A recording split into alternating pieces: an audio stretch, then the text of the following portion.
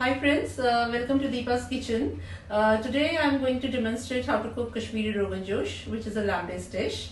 And what all spices we need for this dish, let me introduce you to the spices. So there are two types of spices, the whole spices and the powdered spices. The whole spices comprises of the cumin seeds, black cardamoms, bay leaves, cinnamon and cloves. So now we move to the powdered spices that we need here. This is the red chili powder, which is obvious, it imparts color to the dish. This is yogurt that makes the base to the gravy, and this is the ginger powder, fennel powder, salt, oil. You can take any oil, you can take the mustard oil or the Flora or whichever you have. So then this is the Asafoetida, and this is the lamb. So in this dish we take lamb with the bones and not boneless. So now we can go ahead and start cooking now. I'll switch on the gas, let this heat up a bit, and after that I will put oil in this. So oil has to be around 1.5 serving spoon I'll be putting in this, or you can put more, that depends, but let's see how it goes. Still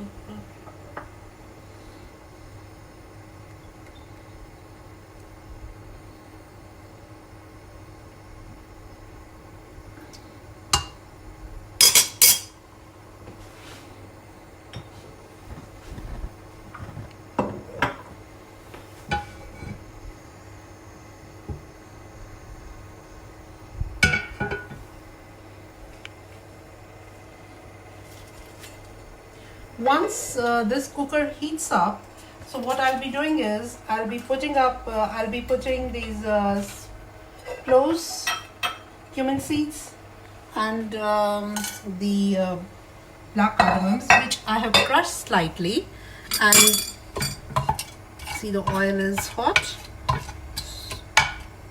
and a nice smell emanates. Then what I'll do is I'll put in the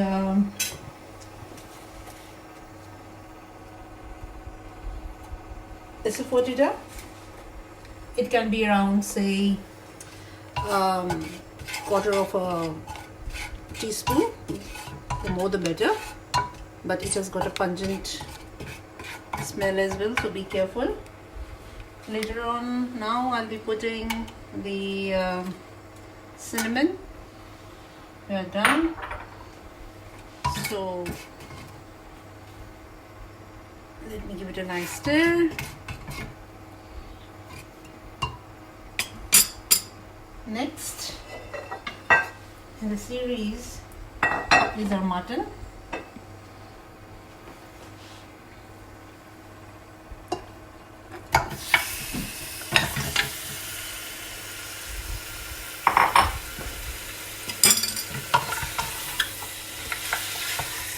And now we'll have to cook this mutton in this oil, which is already infused with the spices, the whole spices. It will give it a nice aroma. Now we'll keep on cooking this till the color changes and the mutton gets slightly cooked. So this process continues. It will be cooked in its own juices, so that gives it a nice taste. Okay, now we'll just have to check whether the color of the mutton changes inside, which it has. So now I'll be putting the bay leaves, so it will give it a nice aroma. I'll stir it and keep on cooking it till it will cook in its own juices, and we'll have to wait for some time, and it will take, as I mentioned, that it's slightly a lengthy process. But the color that we get in this dish, that is the main thing, and it's all the play of spices. So what I'll be doing, I'll be putting a little bit of red chili powder. I'll just sprinkle a little bit, and I will cook it again. I will stir it again, and say for another 10-15 minutes. But I will mix this red chili powder and I will cook it along with this. So that is it. Okay, now we'll be adding salt also. salt as per your taste. Stir it, and it should not stick to the bottom. See, now the color has changed to brown, and it should be deep brown actually.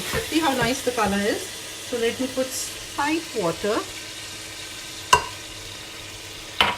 It won't let it stick to the base, and it will cook nicely.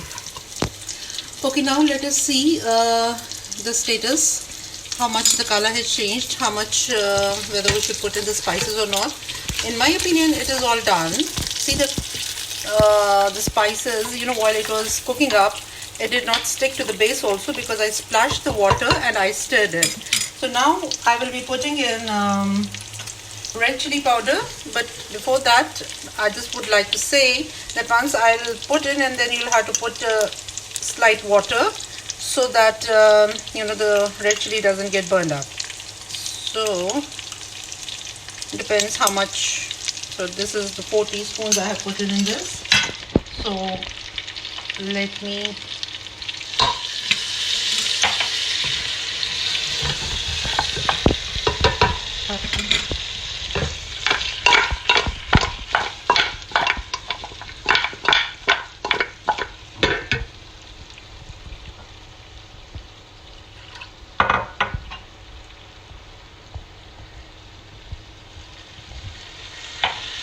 with a splash of water, we will mix it, but we will not put in the whole water right now for the gravy. So we don't want anything that should stick to the bottom. We will scrape it off and mix it with the mutton. That's what we are trying to achieve at this step.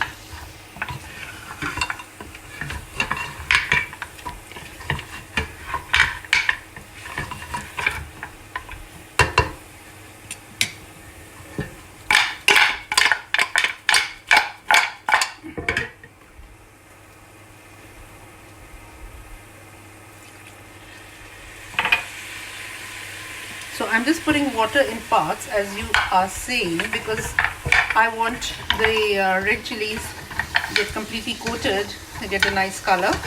And now at this stage, what I'll do is I'll beat in the yogurt, and I will put, say, around 2 tablespoons. It's nice to beat because some people, they complain that yogurt, they curdle up. So it's all done. You get a nice texture.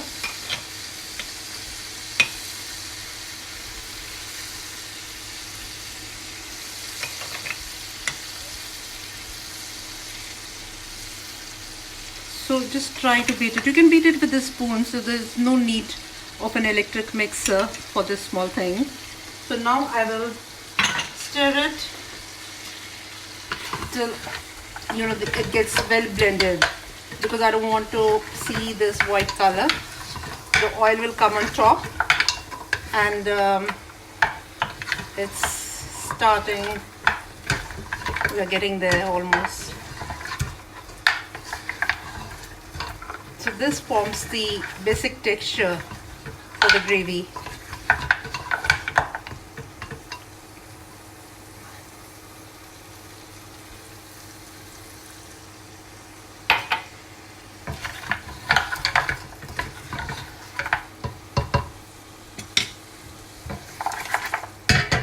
Okay.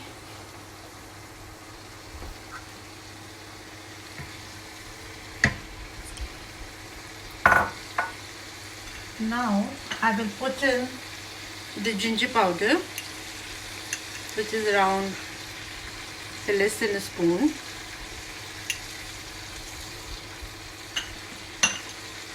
and give it a nice stir.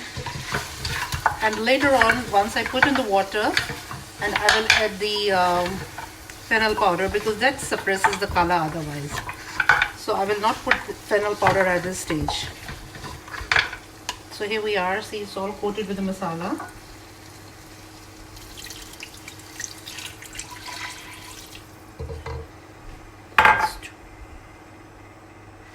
Just trying to maintain the temperature as well. There we go. Mix it.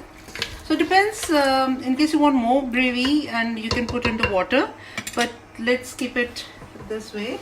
And I will put in the fennel powder, which will thicken the gravy as well. So along with the yogurt, it's a nice combination. And now I will mix it.